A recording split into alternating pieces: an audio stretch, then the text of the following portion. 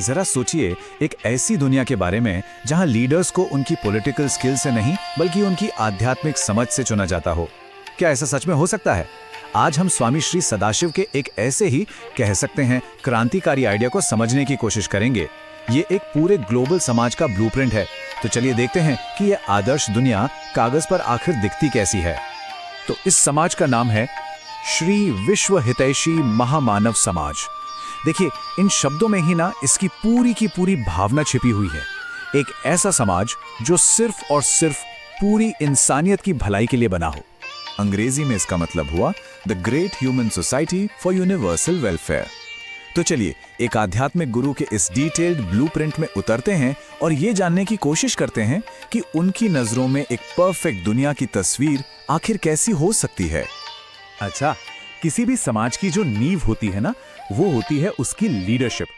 और इस प्लान में जो लीडरशिप का मॉडल है वो आज के हमारे सिस्टम से भाई बिल्कुल ही अलग है। चलिए देखते हैं कैसे। ये कोई ऐसा सिस्टम नहीं है जिसे ऊपर से थोप दिया जाए। नहीं, इसकी शुरुआत होती है आम लोगों से। वो अपने अपने देश में एक राष्ट्रीय मंडल चुनते हैं और फिर इन्हीं राष्ट्रीय मंडलों में से जो सबसे काबिल लोग होते हैं वो मिलकर बनाते हैं ग्लोबल सर्वोच्च मंडल। यानी पावर जो है वो नीचे से ऊपर की तरफ जाती है। तो सवाल ये है कि सुप्रीम काउंसिल का मेंबर बन कौन सकता है? देखिए, यहाँ कोई इलेक्शन कैंपेन या पॉलिटिकल एक्सपीरियंस काम नहीं आने वाला। यहाँ की क्वालिफिकेशंस पूरी तरह से आध्यात्मिक हैं, जैसे कि सर्वस्व त्याग मतलब सब कुछ छोड़ देने का जज्बा, और सर्वात्मदर्शिता यानी हर एक जीव में खुद को देख पाने की काबिलियत। सर्वात्मदर्शिता ये इस पूरे सिस्टम का एक सेंट्रल आइडिया है।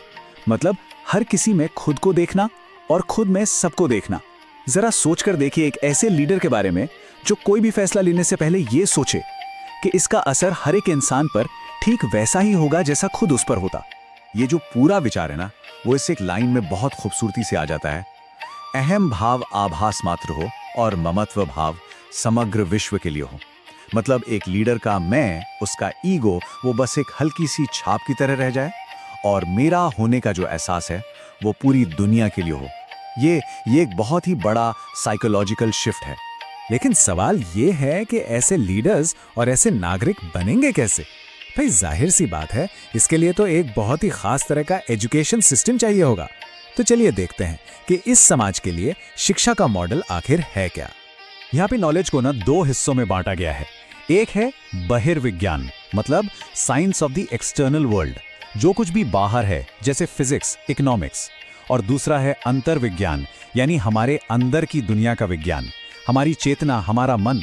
और इस मॉडल में दोनों को बिल्कुल बराबर की अहमियत दी गई है। और बस इसी सोच के बेसिस पे दो तरह की ग्लोबल यूनिवर्सिटीज बनाने का आइडिया है। पहली उन लोगों के लिए जो दुनिया में रहते हुए मटेरियल और स्पिरिचुअल दोनों गोल्स को पाना चाहते हैं, और दूसरी यूनिवर्सिटी सिर्फ उन लोगों के लिए होगी जो पूरी तरह से आध्यात्मिक रास्ते पर चलकर बिना किसी स्वार्थ के समाज को गाइड करने के लिए तैयार हों।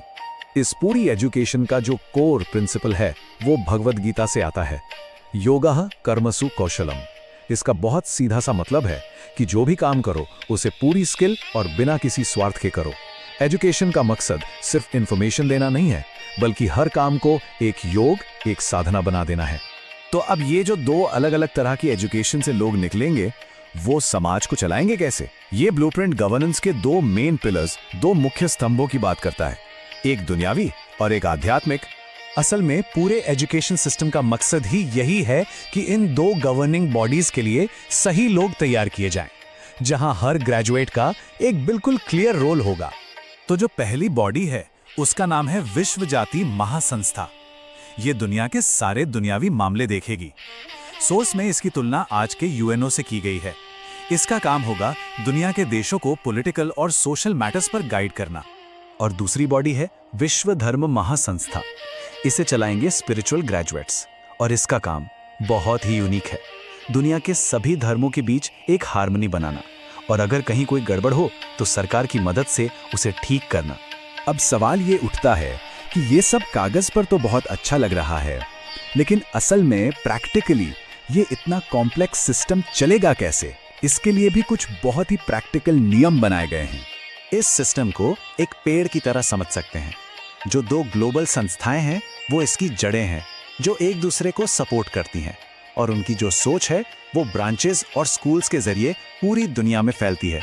और इन सबका सिर्फ एक ही मकसद है, शांति और सबका भला। अच्छा, इस पूरे सिस्टम को ईमानदार और असरदार बनाए रखने के लिए कम्युनिकेशन पर बहुत ज़्यादा जोर है। सभी मेंबर्स के लिए साल में कम से कम 3 बार मिलना ज़रूरी है। क्यों?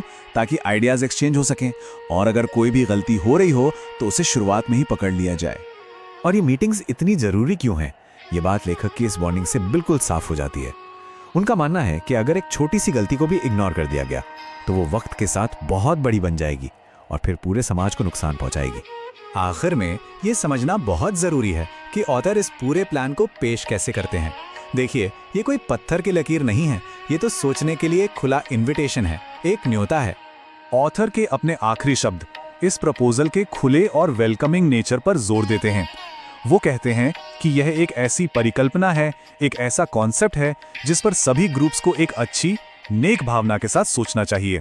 तो चलिए इसी सोच के साथ इसे खत्म करते हैं। अगर हमारे लीडर्स के लिए पॉलिटिकल स्किल के साथ साथ गहरी आध्यात्मिक समझ भी कंपलसरी हो जाए तो हमारी दुनिया कैसी होगी? ये एक ऐसा सवाल है जो इस पूरे ब्लूप्रिंट के दिल में है और शायद हमारे भविष्य के लिए भी जरूरी है।